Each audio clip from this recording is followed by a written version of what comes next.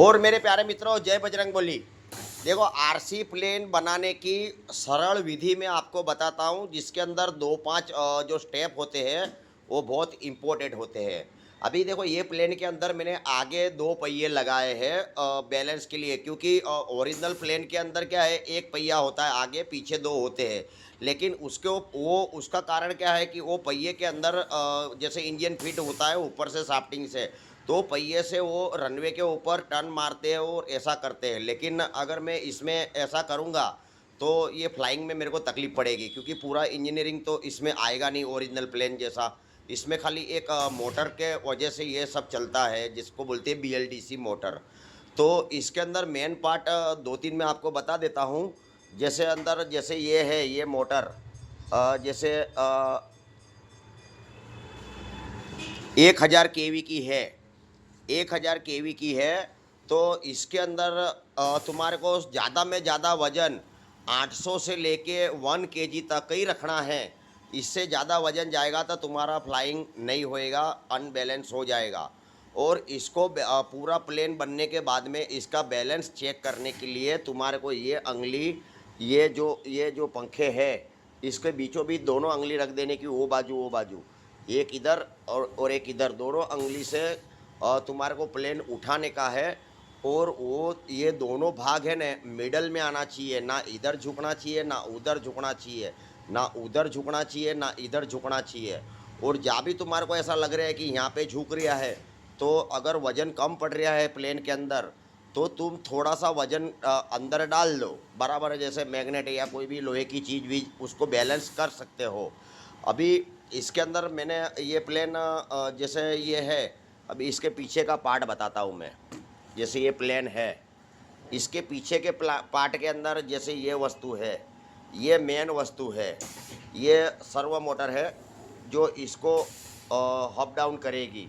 जब चालू करूँगा, जब ये अप डाउन होएगा।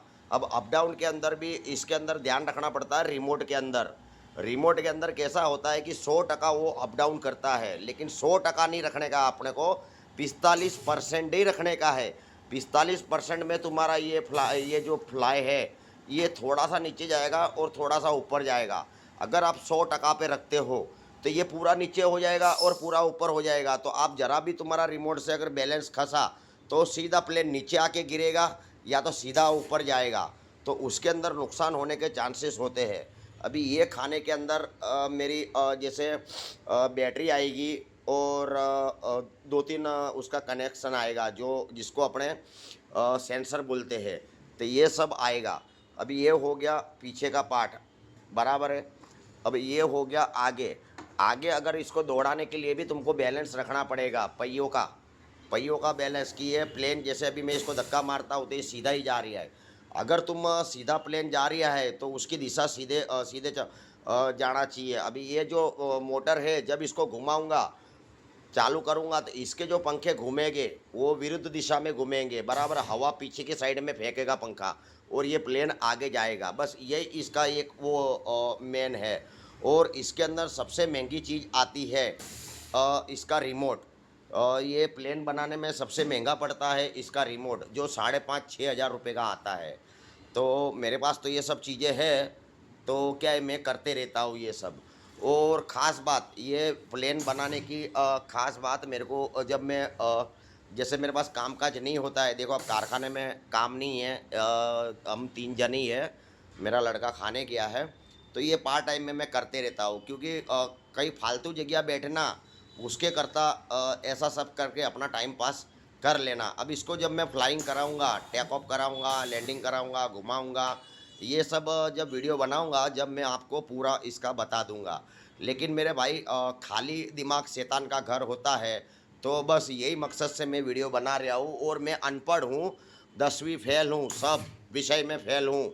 10वीं मेरे को लिखते पढ़ते आता नहीं है, लेकिन मेरी लाइफ के अंदर मैंने हार मानना सीखा नहीं है, बराबर है। पढ़ाई नहीं तो हुनर, बराबर है। तुम कोई भी चीज़ को देख के कर सकते हो, लेकिन तुम्हारे तीनों दिमाग तुम्हारे को इकट्ठा करके इसका काम करना पड़ता है। अब आप बोलोगे 3 दिमाग कैसे विलास भाई? तो एक दिल वाला दिमाग होता है, एक छोटा दिमाग होता है और एक बड़ा दिमाग होता है। ऐसा परेश रावल ने बोला था, छोटा दिमाग बड़ा दिमाग, नाना पाटेकर ने। तो वो चीज़ को मैं भी मानता हूँ। तो ये जब भी तुम कोई चीज़ में फँसते हो, ख़ास करके घरेलू मामले में अगर फँसते हो, तो तीनों दिमाग की मीटिंग करके उसके बाद में निर्णय लेने का है, क्योंकि वो निर्णय घर के लिए बहुत इम्पोर्टेंट होते हैं।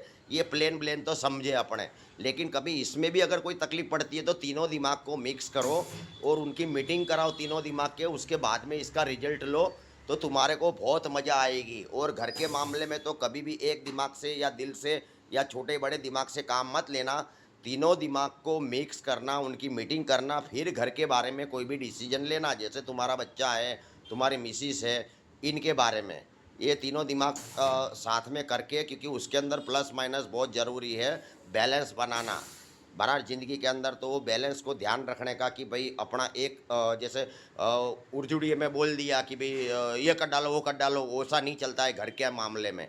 घर के मामले में तीनों दिमाग की मीटिंग करके निर्णय लेने का। अगर एक एक एक कोई भी दिमाग एक वापरोगे तो तुम्हारी यानी तुम्हारे को प्रॉब्लम पड़ सकता है। चलो जय हिंद जय भारत। मैं विलास भाई, मेरा मुंह दिख नहीं रहा है पर मैं दिखा देता हूँ। चलो जय हिंद जय भारत, जय बजरंगबली दिख रहा है। चलो धन्यवाद।